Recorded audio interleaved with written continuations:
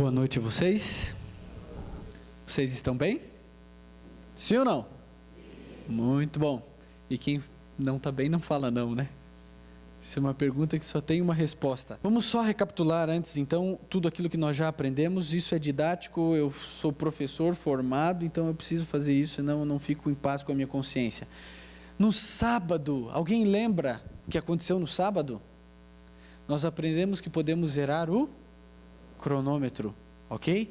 Que o jogo da vida ainda não acabou, que nós podemos voltar para o campo e realizar a maior partida da nossa vida. Nós percebemos um Deus que nos ama a ponto de nos criar, mesmo sabendo que se nos criasse teria de morrer em nosso lugar. Esse é o amor fantástico de Deus. Percebemos no domingo as marcas do passado, as 3 coisas que nós devemos esquecer do passado. Primeiro são as... aprenderam, hein? As mágoas do passado, nós devemos nos esquecer. Depois nós devemos nos esquecer das glórias do passado. E então devemos nos esquecer dos pecados do passado. Uma vez perdoado, para sempre perdoado. Vou dizer para vocês uma coisa: a culpa não provém de Deus. Coloque isso na tua mente de maneira bem clara. A culpa não provém de Deus, a culpa é do diabo. O Espírito Santo, ele não gera culpa. O Espírito Santo nos conscientiza, nos leva ao arrependimento, à confissão, ao abandono do pecado. Essa é a função do Espírito Santo. Agora a culpa, o martírio, aquele senso de não conseguir se perdoar, esse sentimento de culpa que fica acusando, é o diabo querendo colocar diante de você um pecado que já foi perdoado por Deus. Mas ninguém tem o direito de trazer à tona um pecado que Deus escondeu. Eu sempre ficava preocupado porque era assim, de vez em quando a gente ouvia as pessoas falando assim: se o demônio pegar alguém na igreja, eu vou embora. Mas por que você tem medo? Não, é porque já imaginou se ele começa a contar os meus pecados? Já imaginou? Eu não vou lá. E quando eu me formei em teologia, eu fiquei pensando, eu quero que alguém me diga essa frase, porque eu já tinha resposta na ponta da língua. E aconteceu uma situação como essa, e um ancião chegou para mim e falou assim: pastor, o senhor me desculpa, mas o senhor vai ter que ficar sozinho. Eu falei assim: por quê? Ele falou assim: porque eu vou embora, não vou ficar. Naquele momento eu pude mostrar para ele de maneira muito clara que os pecados perdoados por Deus, ninguém tem o direito de trazer à tona. Nem um ser humano, nem um inimigo, nem Satanás. Ninguém tem o direito de trazer à tona um pecado perdoado por Deus, porque ele não existe mais. O perdão de Deus é verdadeiro, é completo, é genuíno. Muito bem, e aí então na segunda-feira nós percebemos que Deus faz todas as coisas, vamos gente, contribuírem para o bem daqueles que amam a Deus. Nós percebemos que não são as coisas em si que contribuem para o bem de alguém, mas que Deus reverte a situação, Deus faz com que as coisas contribuam para o nosso bem. Ontem nós percebemos a simplicidade de Deus, percebemos que Pedro poderia viver uma experiência linda e marcante abraçando Deus na tormenta, mas ele deixou essa oportunidade escapar. E percebemos que não devemos deixar essas oportunidades escaparem. Hoje nós vamos fazer algumas análises interessantes, mas para isso vamos fechar nossos olhos, curvar nossa fronte e vamos orar. Querido Pai, nós te agradecemos pelas tuas bênçãos, pela tua proteção e pelo teu amor. Rogamos que estejas conosco agora e sempre, em nome de Cristo. Amém.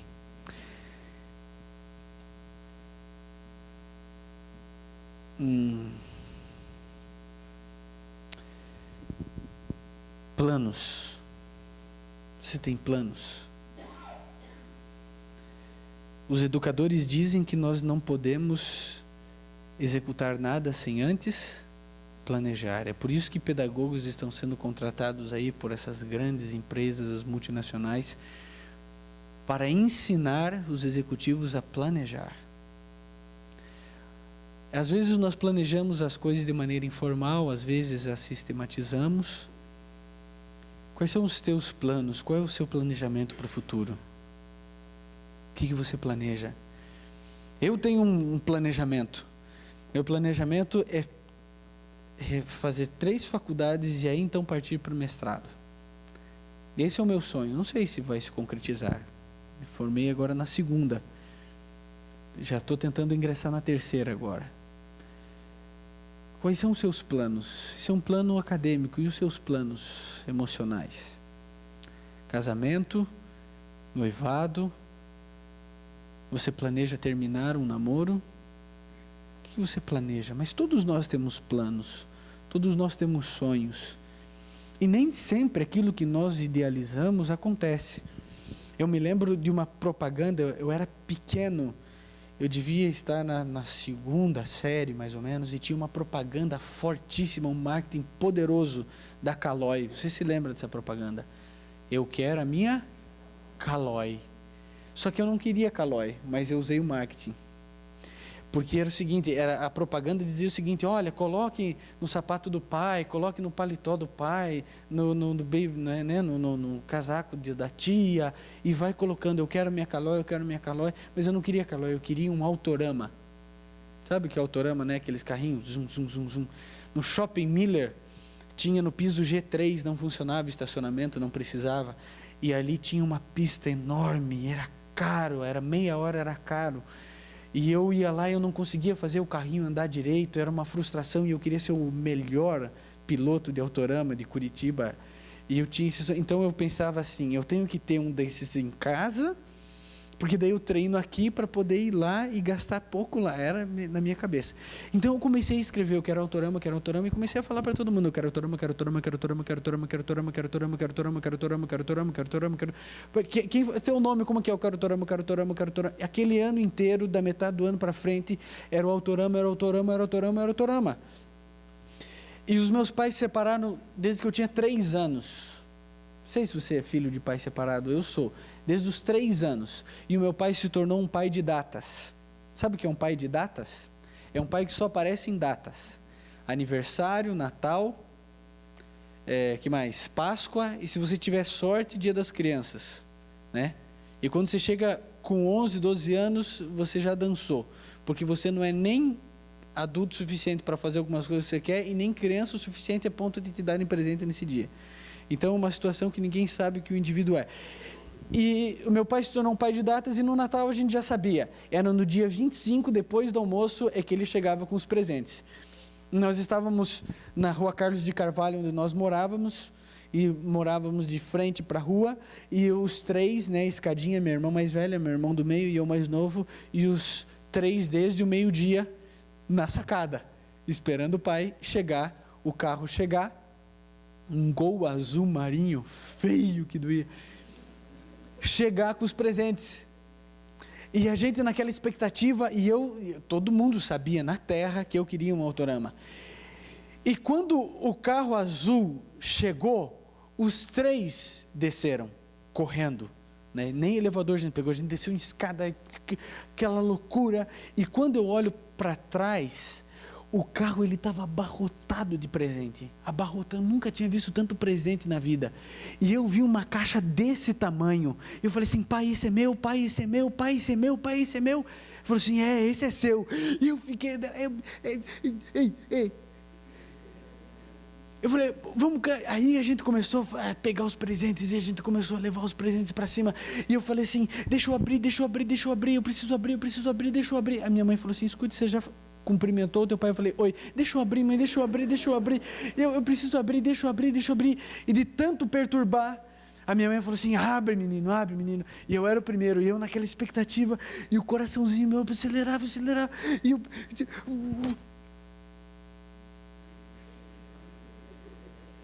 Ferrorama. Eu não sei porque a desgraça dos outros é a risada, né, de uns. Eu não tenho nada contra trem. Vocês já viram que ontem, né, que eu até, né, andei entre, mas o problema do Ferrorama é que ele é muito devagar. Ele é assim, ele vai rapidinho, ele, né, fica ali naquele negócio. E não adianta, a criança não esconde a frustração, e o pai sabe, né? Meu pai olhou, eu não sabia o que fazer, olhava com aquele desgosto.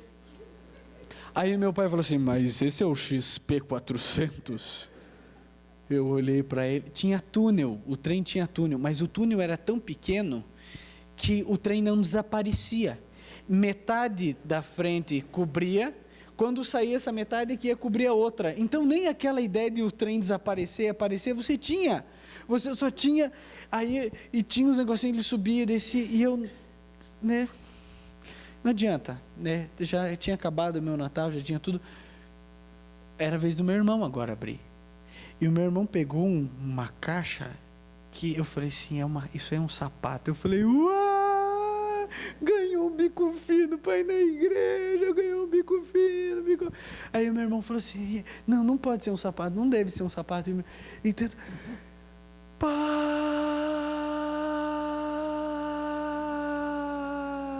aquilo ecoava. Eu pensei, não é um sapato. Ele tirou, era um carrinho controle remoto, acho que era Maximus o nome daquele carrinho, era um carrinho esporte, e que o cidadão pegava e ele ia controlando, o carrinho subia, descia, batia, virava a máquina, lavava roupa, era um negócio, era o carrinho aquele.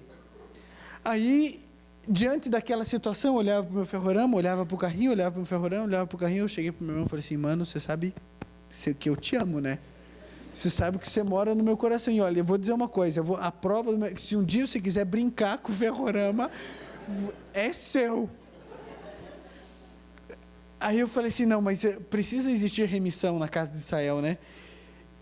O próximo presente era meu e era uma caixa grande. Eu falei assim, bom, se foi um carrinho para ele, isso aqui deve ser uma nave espacial. Isso aqui deve ser um foguete, né? Deve ser alguma coisa daquela poderosa. Por exemplo, agora é minha vez, agora é a remissão desse indivíduo que eu chamo de pai. Então vamos lá. Eu peguei e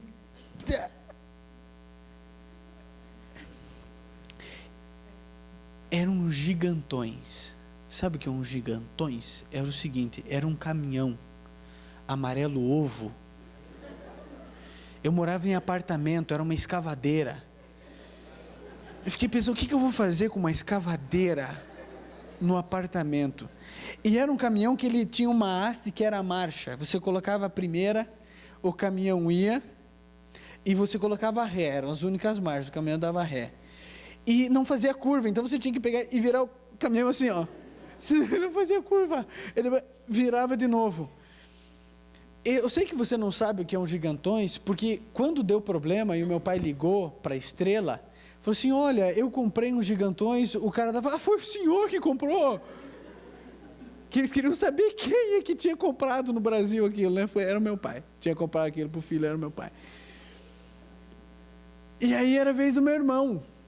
E eu olhei assim, era uma caixinha sem graça, do tamanho de uma Bíblia, mas bem mais fina. Eu falei assim, eu sei o que é isso, todo mundo sabe o que é isso. Isso aí é aquela caixinha que vem 4 lenços enroladinho. Falei assim, vai assoar o nariz o ano inteiro. Agora vai equilibrar o negócio, agora vai equilibrar. E aí o meu irmão pegou a caixinha, foi lá e... Pai!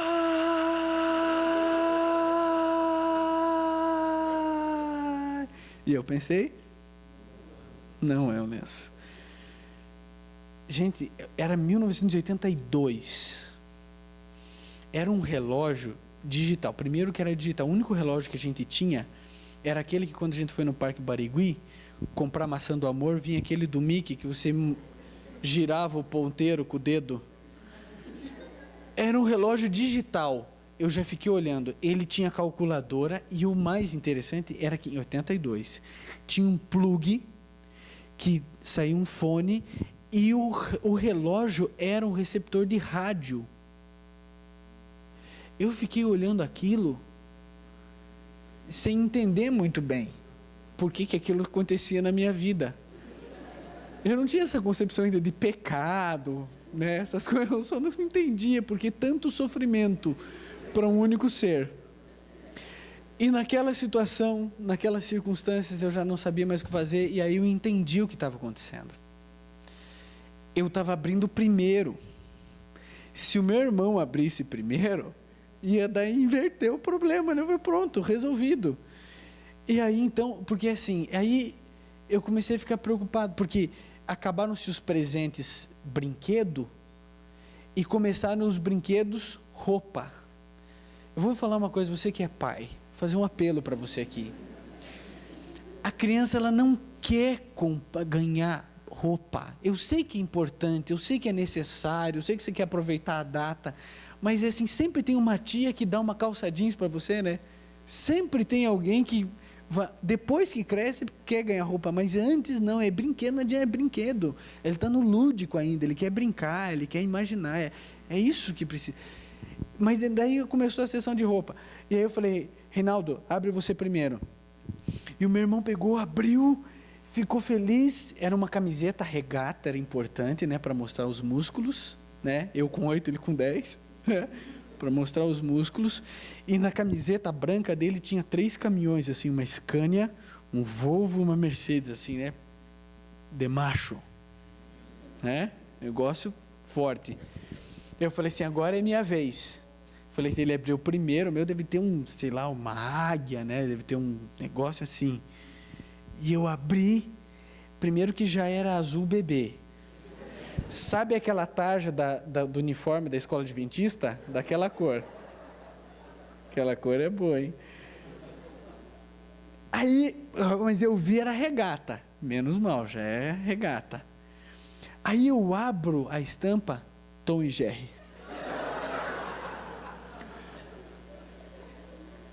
Aí eu fiquei lembrando onde é que minha mãe tinha guardado o veneno para rato, né? Eu tinha que agir, tinha que fazer alguma coisa. Planos e sonhos frustrados de uma criança. Você já teve algum plano, um sonho frustrado? Sabe, agora a gente ri, né? Mas aquele foi o pior Natal da minha vida. Eu chegava o Natal, eu já não queria mais, porque eu não sabia o que vinha. Né? Era agora Chapolin que devia vir na camiseta, alguma coisa. Mas um sonho, um plano frustrado produz isso. A gente passa a ter medo de sonhar. Não é assim quando alguém que a gente ama nos trai, ou quando termina um relacionamento, a gente tem medo de se lançar a outro relacionamento porque não quer sofrer. O problema é que a gente vive com sonhos e planos frustrados. Quero falar para vocês de um homem que teve os seus planos e sonhos frustrados de maneira assim tremenda. Primeiro que o plano social da época era que ele morresse. Esse era o plano social. Todo filho de uma mulher hebreia deveria morrer. E os planos dos egípcios foram frustrados. E ele nasceu. Foi tirado das águas e o nome dele? Moisés.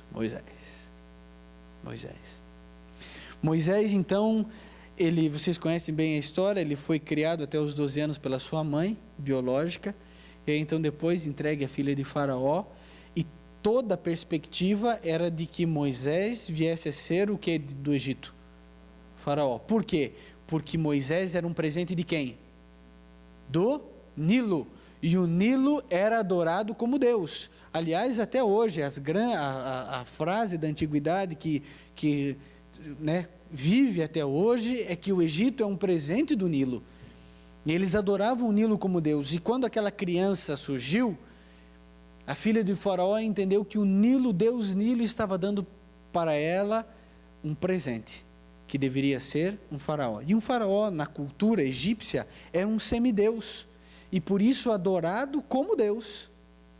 Quando Moisés passava, os egípcios se curvavam, e durante 40 anos da vida dele, ele foi preparado para se tornar o líder da maior nação de sua época.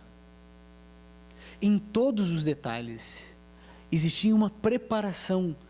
Ele conhecia as escritas cuneifórmicas, uma das escritas mais complexas e difíceis que o gênero humano já produziu. Moisés era um homem inteligente, ele conhecia os segredos de uma múmia, os segredos das pirâmides, como eram construídas, qual era a engenharia usada para que aquilo fosse executado. Moisés, ele conhecia as artes militares do Egito. Moisés, durante 40 anos, percebeu e sonhou com o seu destino, ser o grande líder da maior nação de todo mundo conhecido até então. E um dia Deus frustrou seus planos. Não sei se Deus algum dia já frustrou os seus planos, mas Deus acabou com os sonhos dele. Ele disse assim: olha, Moisés, você não será presidente dos Estados Unidos, você vai ser coportor lá em São Bento do Sul.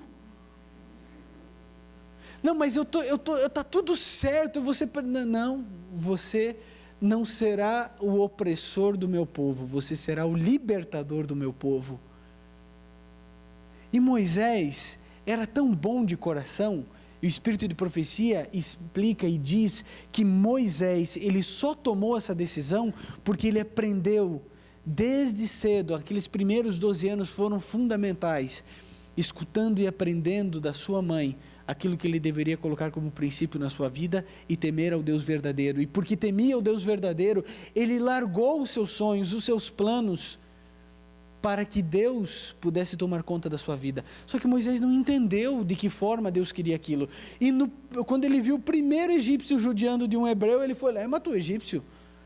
Ele não entendia o que Zacarias depois veio escrever: não por força nem por violência, mas pelo meu Espírito. Queridos pais, o que o amor não faz, a dor não fará. Se o amor não trouxer teu filho para os caminhos de Deus, não será a imposição e a força que vai trazê-lo. Existe uma frase que eu não concordo, mas eu ouço todo lugar que eu vou. Se não vem pelo amor, vem pela... Eu não acho assim. O que o amor não faz, a dor não fará. Não foi por causa da dor que alguém voltou para a igreja. Foi porque na dor ele sentiu o amor de Deus. O amor o trouxe, não é a dor. O amor o atraiu. É o amor. Moisés não entendeu isso. E ele foi então para o deserto de Midian, deserto de Midian, você sabe disso? Foi para o deserto de Midian e por lá ele ficou por quantos anos? 40 anos. Agora vocês já imaginaram que é o seguinte: ele saiu correndo, fugiu para o deserto de Midian e ficou falando assim: bom, Deus vai entrar em contato comigo, Deus vai resolver esse problema. Passaram-se 6 meses e Deus não entrou em contato. Passou 1 ano e Deus estava em silêncio. Mais 1 ano, 2 anos, e Moisés estava lá, quieto no deserto. E na cabecinha de Moisés, Deus havia esquecido daquele plano de libertar o povo, etc. 40 anos Moisés esperou. 40 anos Moisés esperou. E quando Deus pega e diz o seguinte: olha, eu vou colocar agora dentro do teu coração um sonho tão lindo, mais lindo do que o sonho de ser faraó. E qual é o sonho? Você vai agora, o tempo chegou, você vai agora tirar o meu povo da servidão, da escravidão do Egito. E você vai conduzi-los para uma terra onde mana leite e mel. Gente, vocês sabem o que é no deserto manar leite e mel?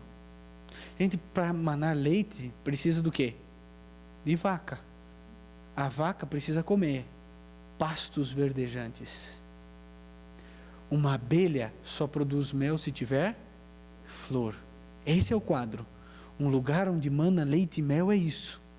É um lugar, é um paraíso, um oásis no deserto. E Deus diz assim: olha, a terra a qual vocês vão possuir é uma terra onde mana leite e mel, brota, surge, sem esforço, sem trabalho. É a melhor terra. E Moisés agora passa a sonhar com essa terra. Moisés sonha literalmente quando dorme. Quando está acordado, ele vive em função disso. Vem Moisés, as pragas, liberta o povo, um povo ruim, um povo ignorante. a ponto de Levítico mostrar que Moisés teve que ensinar o povo até suas necessidades básicas, como fazer, vai lá, faz o buraquinho, aí faz, porque o povo não sabia, porque vivia como escravo, como bicho, como animal. Esse era o povo de Israel, um povo inculto, escravizado durante muito tempo, sem cultura, sem esclarecimento, sem nada. Era um povo rude. E Moisés era um homem intelectual, sábio, inteligente, versado. Esse era Moisés, um homem consagrado, que servia e sempre serviu ao Deus verdadeiro. E agora esse homem que teve que passar 40 anos no deserto para se tornar o homem mais manso da terra, agora tinha um sonho, projetar essas pessoas para um lugar onde mana leite e mel, ou manaria leite e mel. Primeiro obstáculo, um mar chamado vermelho. Dizem que tem algumas algas lá, pigmentação, que em determinada época fica avermelhado, por isso mar vermelho. E aí então o mar vermelho, montanhas para os dois lados, milhões de pessoas, uns dizem por volta aí de 2 milhões de pessoas, entre mulheres e crianças e homens, e aí então o exército mais poderoso atrás, e Deus diz assim, Moisés, fere o mar com o cajado. E Moisés feriu o mar com o cajado, e o que aconteceu? Nada. O mar não se abriu, sabia disso ou não? O mar não se abriu. Sabe quando que o mar se abriu? Quando o primeiro hebreu colocou o pé no mar. Quando ele molhou as sandálias. E à medida que o primeiro hebreu dava cada passo de fé, o mar ia se abrindo. E se aquele homem parasse, o mar não se abriria mais. Sabe, às vezes a gente está esperando o mar se abrir, mas o milagre já foi feito. O mar está fechado, só o que falta é marchar. E a gente não marcha. E a gente fica esperando, abre mar, abre mar. Senhor, o Senhor abriu o mar, agora não está abrindo, coloca o pé na água. Molha o pé e o mar se abre. Molha o pé e o mar se abre. Ah, mas eu tenho problema do sábado, eu não posso me batizar porque eu trabalho no sábado, porque eu tenho empresa no sábado, porque abre no sábado, porque o dia mais forte é o sábado, mete o pé na água. Fecha, muda de emprego, pede demissão, mete o pé na água e o mar vai se abrir. Mas eu não consigo ver luz, mas não é para ver luz mesmo, é para estar no escuro, isso é fé. E sem fé é impossível agradar a Deus. Ah, mas eu tenho dificuldades, eu não posso, se eu faltar essa aula eu vou perder o curso inteiro, quando que eu vou me formar? Mete o pé na água, o mar vai se abrir. O mar vai se abrir diante de você. Durante 40 anos no deserto. Então vamos só lembrar, 40 anos imaginando que seria Faraó. Depois, 40 anos sem perspectiva, lá achando que aquela era a vidinha dele. E aí então depois, mais 40 anos no deserto, porque o povo pecou. Lá quando Deus entregou os mandamentos. E vocês conhecem a história, e eles pecaram 40 anos. 40 anos ele esperando para a concretização de um sonho. Quanto tempo você está esperando pela concretização de um sonho? Moisés esperou os últimos 40 anos de sua vida. E sabe onde a gente encontra agora esse Senhor, esse ancião? Nós encontramos Moisés, em Deuteronômio 34, verso 1, dizendo assim, então Moisés, das campinas de Moabe, ao monte Nebo, ao cume de Pisga, que está de fronte de Jericó, ali o Senhor mostrou-lhe toda a terra, de Gileade até Dan. Depois dos 40 anos, Deus diz assim, sobe no monte Nebo. E Moisés mais uma vez obedeceu e estava lá, no monte Nebo. E Deus disse assim, olha a terra, teu sonho, o nosso sonho, está aqui.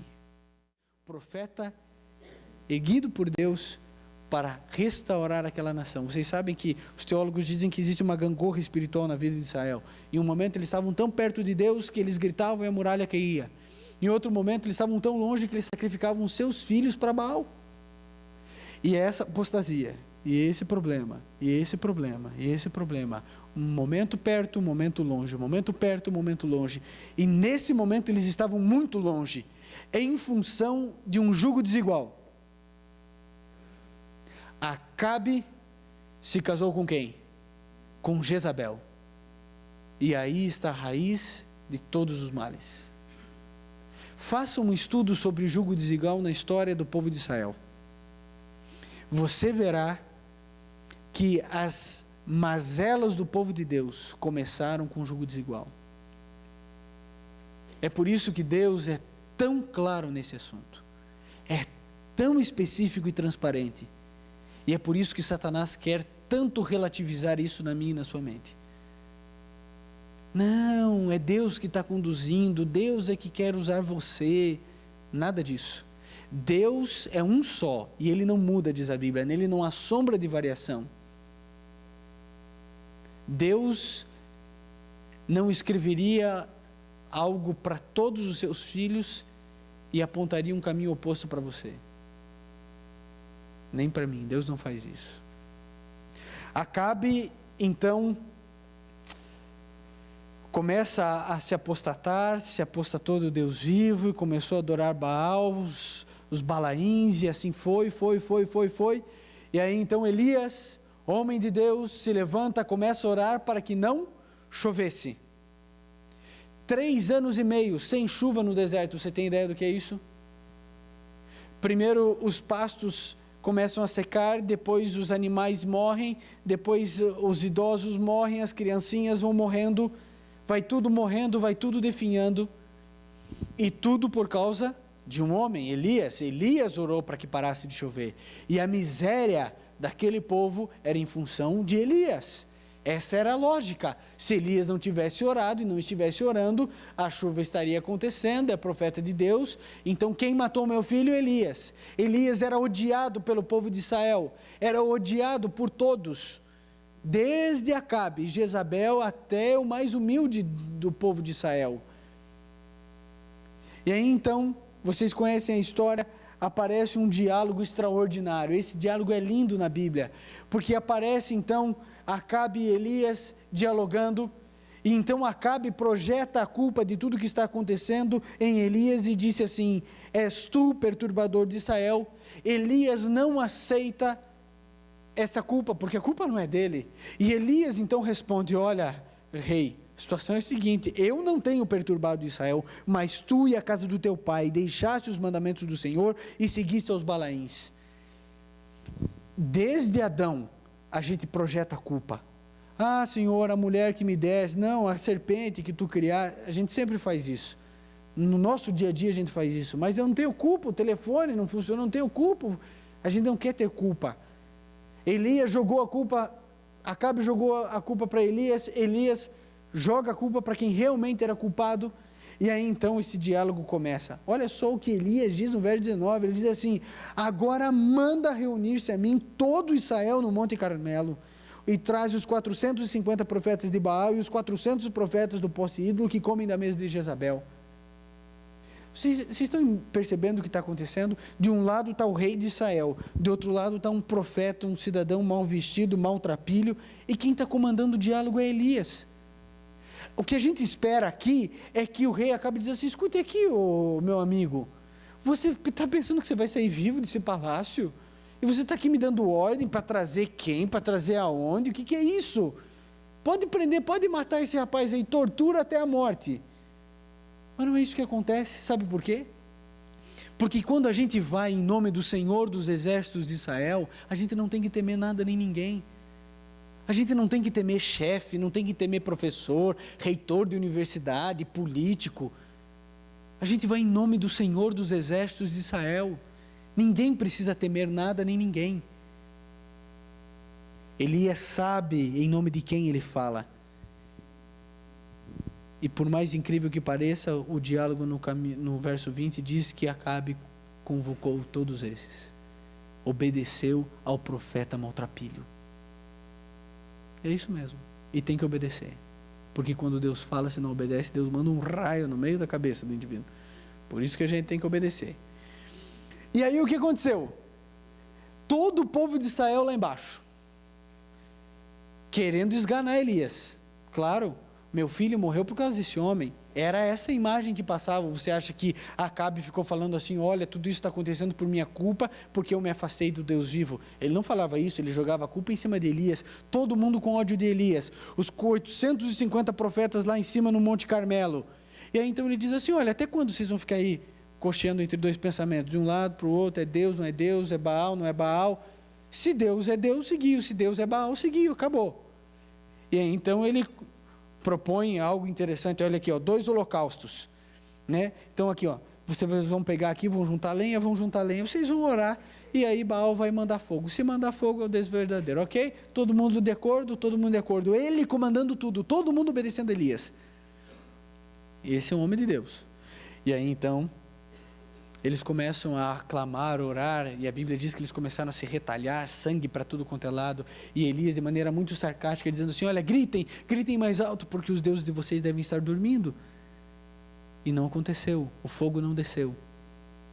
Ellen White diz que Satanás e os seus demônios estavam ali prontos para mandar fogo, mas Deus não deixou, porque o povo inteiro ficaria confuso. Eles receberam ali um limite de Deus.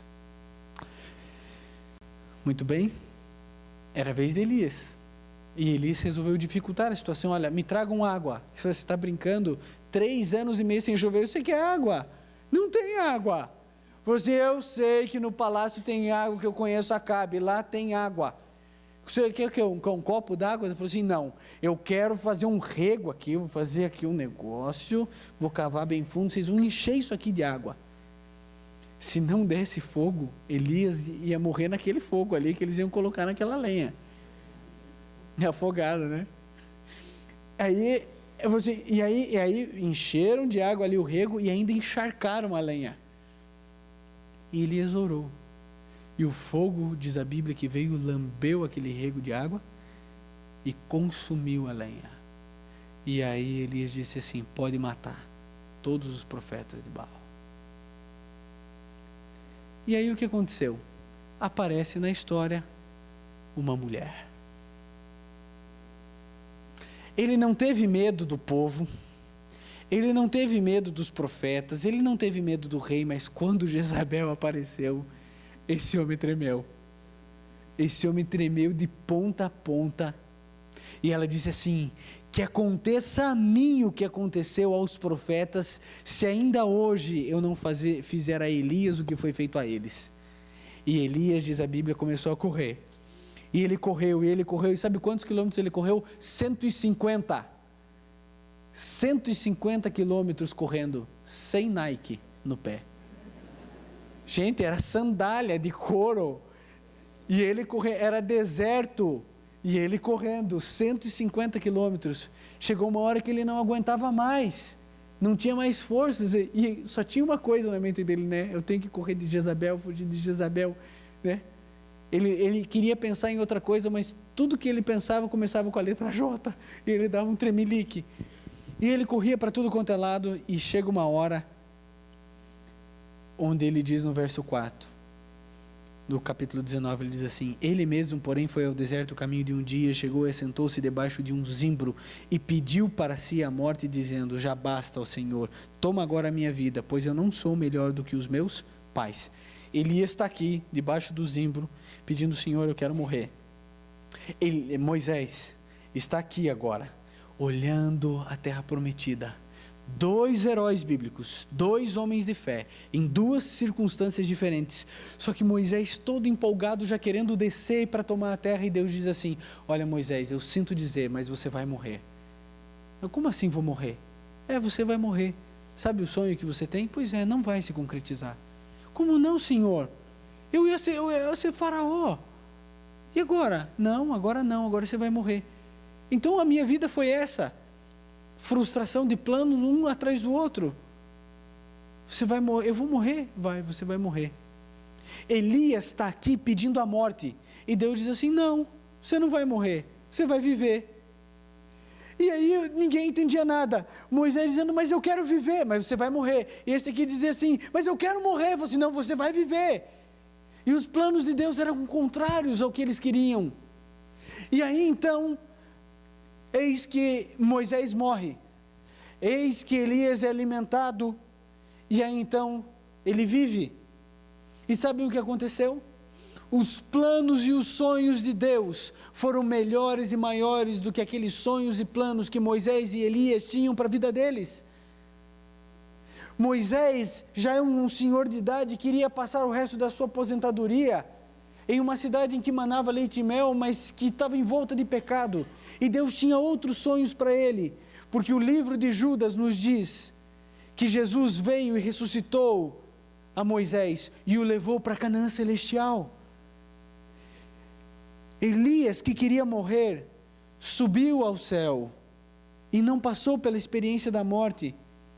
Os dois tiveram os seus planos frustrados, os seus sonhos quebrados. No entanto, receberam de Deus muito mais do que aquilo que a mente deles podia imaginar, muito mais do que aquilo que eles queriam.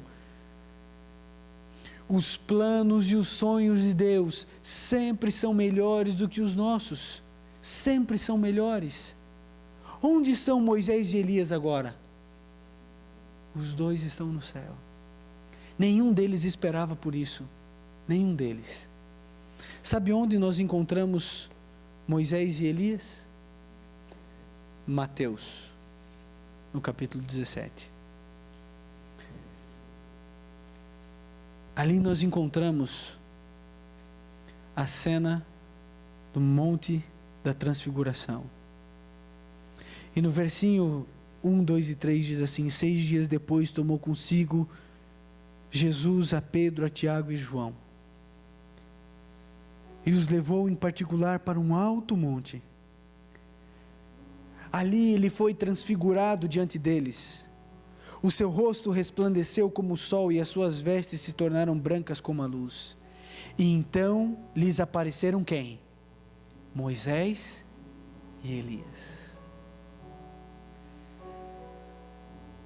Moisés e Elias estavam lá no Monte da Transfiguração. Sabe o que os dois estão fazendo aqui?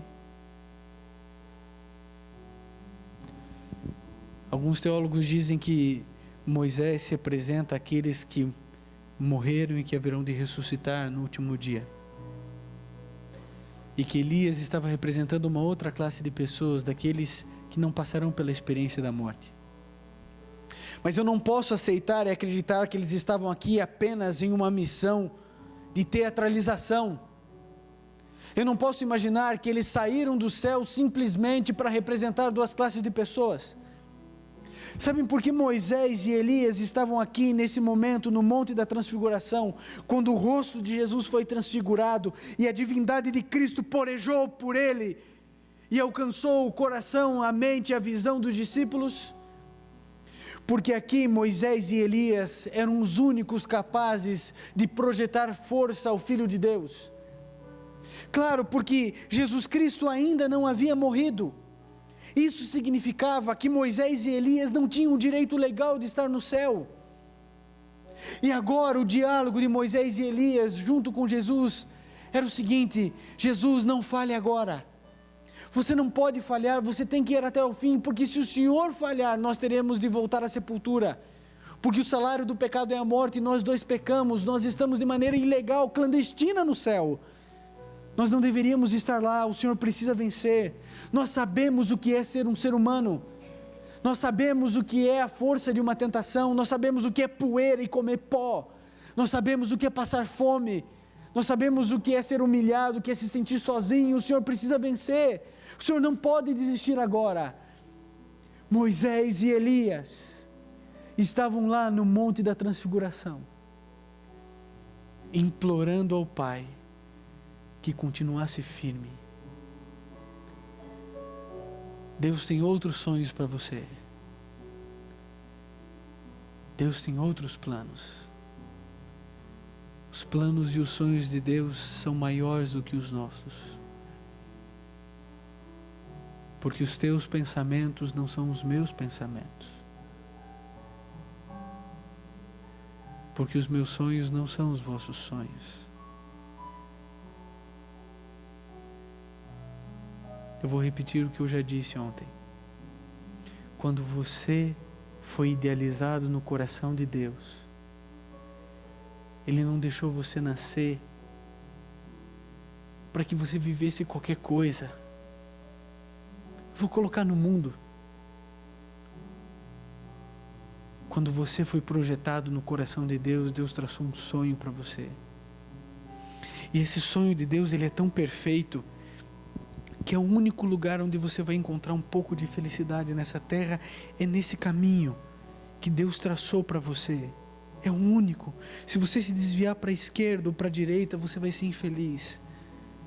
E você vai procurar felicidade em todos os lugares da terra e não será feliz. Se eu quero comprar carne, eu não vou numa papelaria, porque papelarias não vendem carne. Se eu quero ser feliz, eu preciso andar nos planos que Deus tem para mim. É o único lugar, não existe outro, é ilusão, é mentira do diabo. Você não vai ser feliz em outro lugar. Você pode ter o homem que você quiser, você pode ter a mulher que você quiser, o dinheiro que você quiser, você pode fazer a viagem que você quiser, você pode se formar no curso que você quiser, e isso não vai trazer felicidade para você. Para de mentir para você, para de jogar a felicidade no lugar onde não existe. Não vá comprar carne em papelaria. Ande nos caminhos de Deus, porque é o único lugar onde você vai ser feliz, é nos planos de Deus. Mas para isso a gente tem que perguntar e querer: Senhor, o que o Senhor tem bolado para mim? O que o Senhor quer de mim? E o dia em que você entender e compreender os planos e os sonhos de Deus para você, você será feliz. Desde a 6ª série o meu sonho era ser advogado. Eu nunca quis ser pastor. Nunca na minha vida. Eu fui fazer teologia porque Deus quis que eu fosse fazer teologia, porque eu nunca quis ser pastor, nunca quis, nunca me atraiu. Sempre quis ser advogado, os júris simulados que existiam no colégio eu ganhava todos. Sempre amei e adorei isso. Meu pai trabalha nessa área, meu irmão trabalha nessa área, um monte de gente da família, era o que eu queria, eram os meus planos, eram os meus sonhos. Mas um dia, alguém iluminado por Deus, hoje mora nos Estados Unidos, Jonas, poeta, disse assim para mim: Ivan, não seja advogado dos homens, seja advogado de Deus. E aquilo começou a me incomodar, E eu, sem falar para ninguém, um dia comecei a orar. Comecei a orar, e desde os 16 anos comecei a pregar. E era uma época em que eu pregava toda quarta, domingo e sábado em Curitiba, menino ainda, e eu angustiado sem que ninguém soubesse, peguei aquela caixinha de promessas, falei assim: Senhor, fale alguma coisa comigo, se isso que está me incomodando vem do Senhor, fale alguma coisa. E eu peguei aquela promessa e dizia assim: as palavras que eu pus na tua boca não se desviarão da tua boca, e tu serás o meu servo para sempre. Eu escondi de novo aquele papelzinho.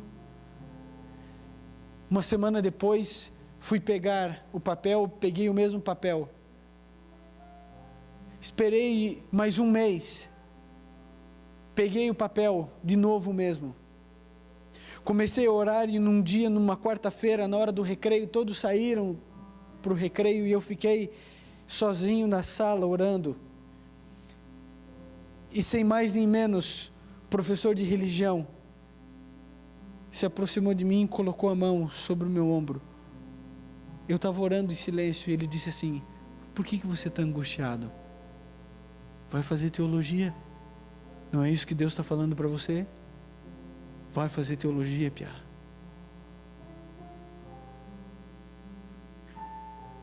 Hoje eu sei que eu seria um frustrado e infeliz se eu fizesse direito. Hoje eu sei. Naquela época eu não sabia. No vestibular do IAE, eu fiz tudo o que eu sabia e a última coisa era a redação. Eu fiquei com a folha em branco, com a caneta ali por mais de 1 hora. Eu sabia que se eu escrevesse eu passaria. E aí não teria volta, porque Minha mãe sempre me colocou no coração de que aquilo que você começa, você termina. E eu fiquei 1 hora em angústia para saber se fazia aquela redação e entregava em branco. Eu chorava sem ninguém entender naquela sala. Só Deus entendia o que estava dentro de mim. E eu escrevi. Hoje eu agradeço a Deus, porque Ele me mostrou os planos e os sonhos que Ele tinha para mim. Muito melhores do que aqueles que eu sonhava.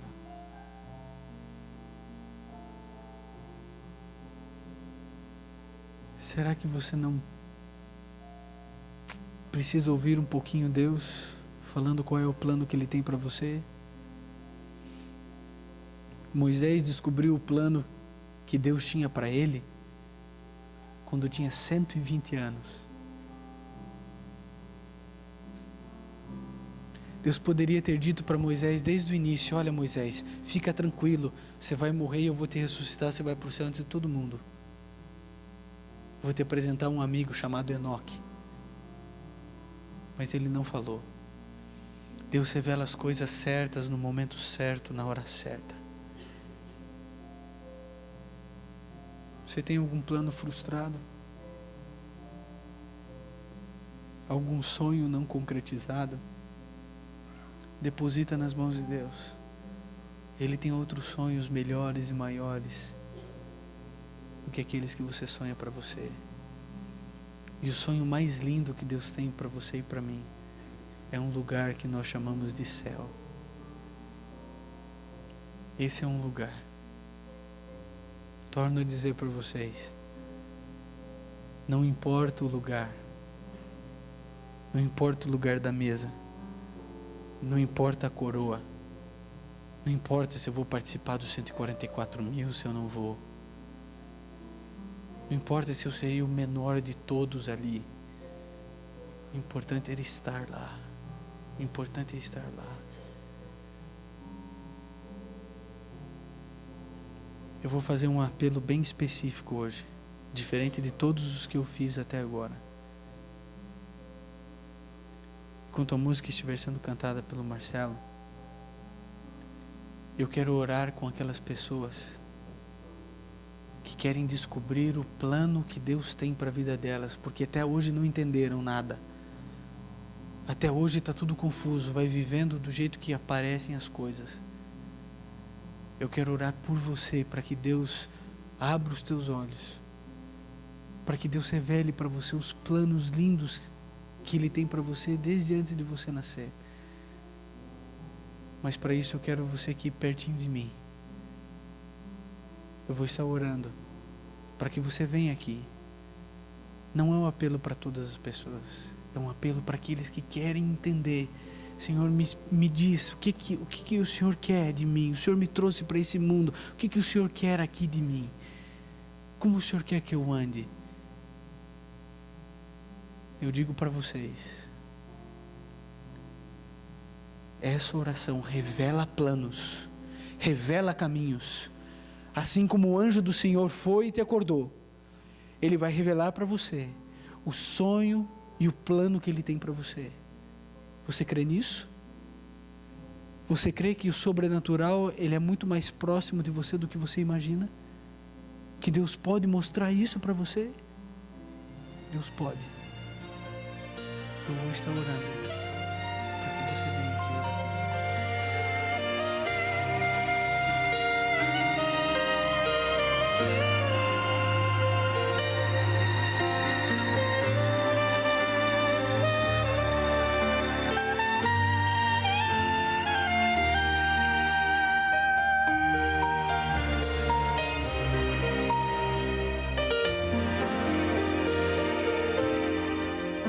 Eu só tenho um pedido, eu só tenho uma oração. Quando estou em Tua presença, meu Senhor, não importa em que lugar de Tua mesa eu me assentar,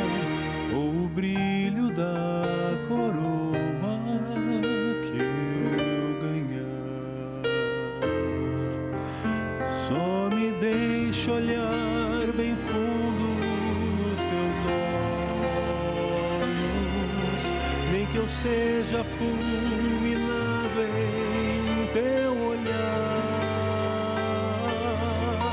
nem que eu caia ao chão prostrado, sem coragem nem alento.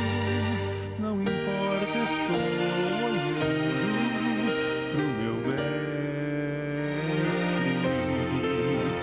Ao cair prostrado, vendo as suas marcas, deixa-me chorar pegando nas feridas, e que passe muito tempo sem ninguém dizer mais nada. Esperei por isso toda minha vida.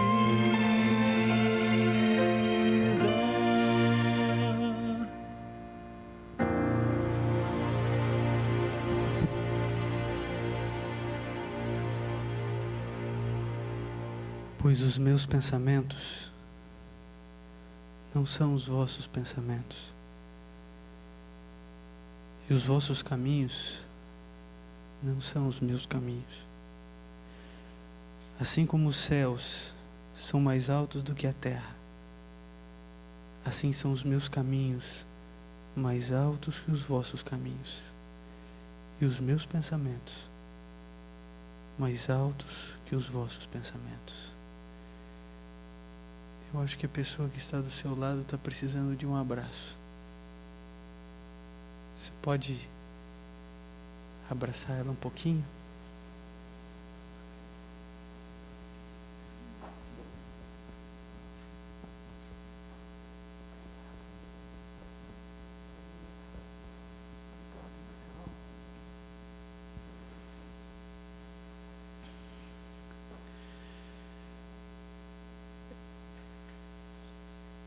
Esse é um grupo bem homogêneo.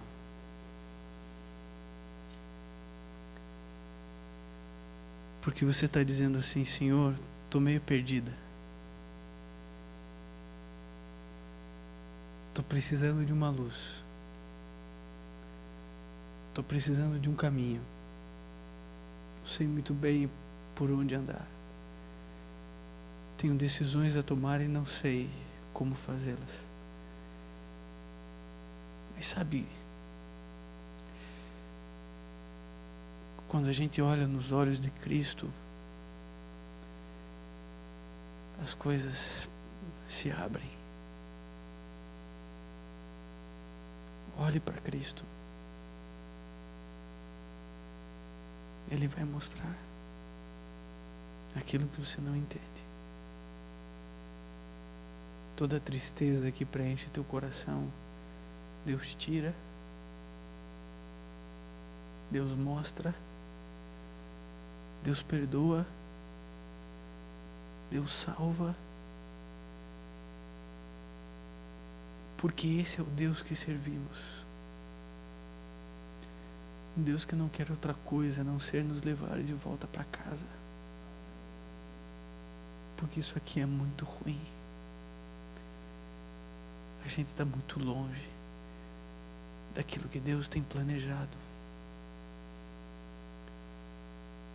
E um dia Deus olhou para o coraçãozinho de Elias, para o coraçãozinho de Moisés e disse assim: não, eu não vou ficar mais um dia sem eles. E os tomou para si. Não existe ser nesse universo que mais queira, que mais almeje o dia da volta de Jesus do que o próprio Cristo. Porque Ele vem te buscar. Ele vem te buscar. Esse é o momento onde nós vamos orar. Esse é o momento onde não existe máscara. Só existe o teu coração que Deus está lendo em você. Se entregue a Ele. Vamos orar.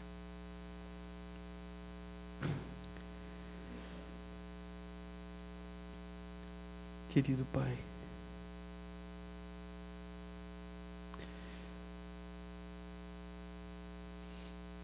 existe uma verdade que nós não queremos aceitar.